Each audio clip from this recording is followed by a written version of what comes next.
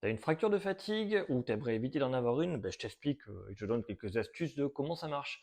Donc t'as sûrement dû te remettre au sport et t'as essayé de progresser, t'as essayé d'aller courir. C'est sûrement la course à pied, des fractures, des métas. Alors une fracture de fatigue, c'est souvent une fissure, tu vois. Donc l'os, il va être cassé de manière longitudinale, il n'est pas cassé comme ça, là, tac, touc. Non, non, il est cassé longitudinalement. Eh ben, dis-toi que ben, c'est trop tard et que tu peux simplement ignorer. Donc on dit que j'ai les côtes fissurées. Bah, tu vis avec, il n'y a aucun problème. Tu auras juste mal pendant 4 mois et après, à 6 mois, ce sera bien. Voilà, faut être patient et tu peux continuer à tout faire. Ça va juste piquer un petit peu parce que ça va se cisailler. Mais dans tous les cas, 6 mois, tu as récupéré. Donc, bon, tu peux continuer ce que tu fais. Sauf si tu as trop mal et que toi, tu le supportes pas, mais tu peux quand même jouer avec. Hein, ou courir, ou faire des trucs. Donc maintenant, comment est-ce qu'on évite les fractures de fatigue? Eh bien souvent, c'est une personne qui va se remettre au sport après avoir pris du poids et elle va courir avec des petits pas. Mais les petits pas, dis-toi que c'est pas bien du tout. C'est courir avec les articulations à petits pas en hyper contrainte.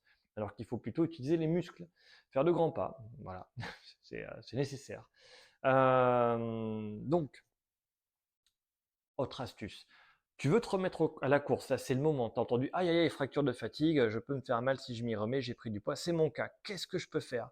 Eh ben dis-toi que tu peux sauter sur un pied tranquille à la maison et changer de pied dès que tu as mal et recommencer. La course à pied, c'est l'enchaînement de sauts sur un pied, hein, en dynamique, en avançant. Ben déjà, tu peux sauter sur un pied vachement longtemps et regarder si tu y arrives. Si tu y arrives et que tu n'as pas de gêne, pas de douleur, que tes muscles ils arrivent à encaisser, ben c'est cool, tu peux aller courir. Hein.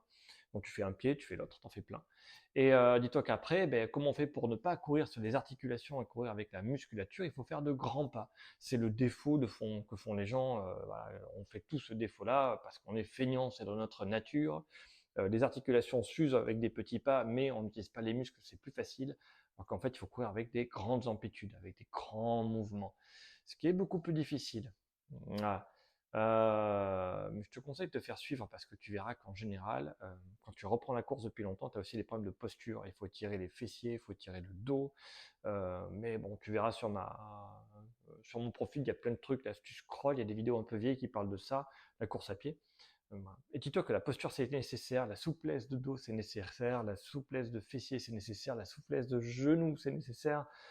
Non, voilà, fais le samouraï, étirement fessier, étirement en rotation. Et surtout, ben, saute sur un pied au début pour voir si tu es capable ou pas. Et vas-y progressivement. Fais-toi accompagner par quelqu'un, des copains, un club. Voilà, ne commence pas tout seul. Besoin d'être accompagné, toujours. Avec les copains, c'est plus facile.